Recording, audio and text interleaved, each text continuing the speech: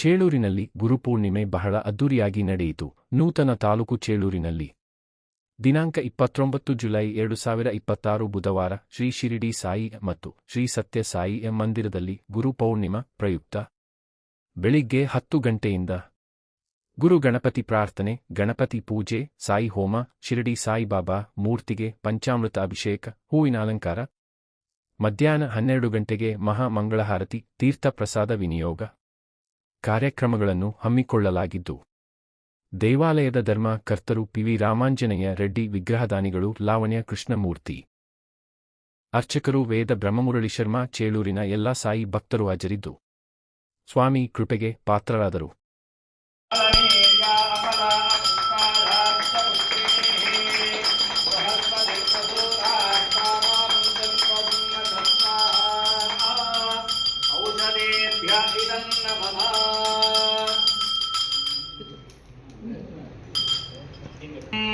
तज्जंजोरावृणे महे घातं जज्ञाय घातं जज्ञपतये वैदेहे स्वस्तिरस्तु नः स्वस्तिर्मानुषेभ्यः ऊर्ध्वं जिगातु भेषजो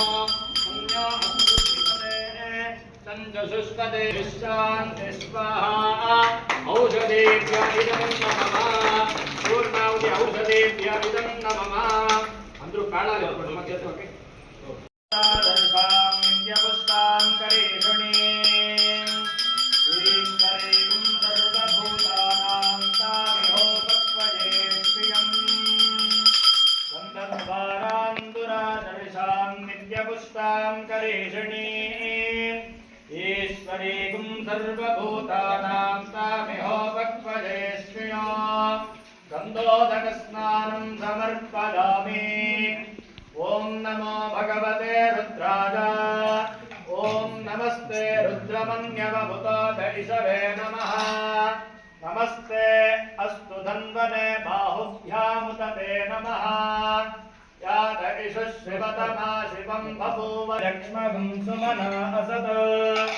अध्यवोचदधि भक्ता प्रथमो देव्यो विषग हरेगत्य सर्वां जम्बजन् सर्वा भूतानि सदृष्टा मृडजातिनः नमो अस्तु नीलग्रीवाय सहस्राक्षाय मीडुषे अतो ये अस्य सत्त्वानो हन्तेभ्यो करन्नमः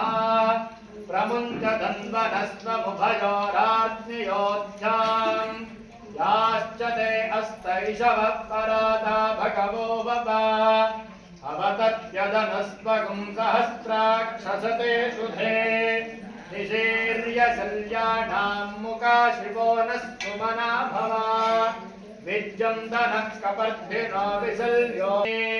याते हेतिर्मीडुष्टमहस्ते बभूव ते तनुः तयास्मान् विश्वदस्वमयक्ष्मजा परिभुजा नमस्ते अस्त्वायुधाय नाथताय धृष्णवे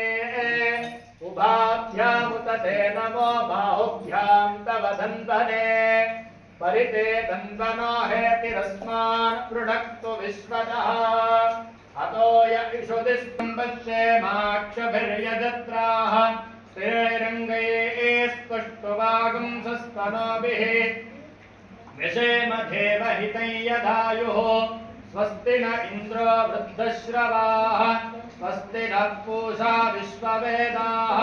स्वस्ति नस्तार्क्ष्यो अरिष्टनेमिः स्वस्ति नो बृहस्पतिर्दधातु ॐ शान्तिः शान्तिः शान्तिः। ॐ नं नमस्ते गणपतये त्वमेव प्रत्यक्षं तत्त्वमसि त्वमेव केवलं कर्तासि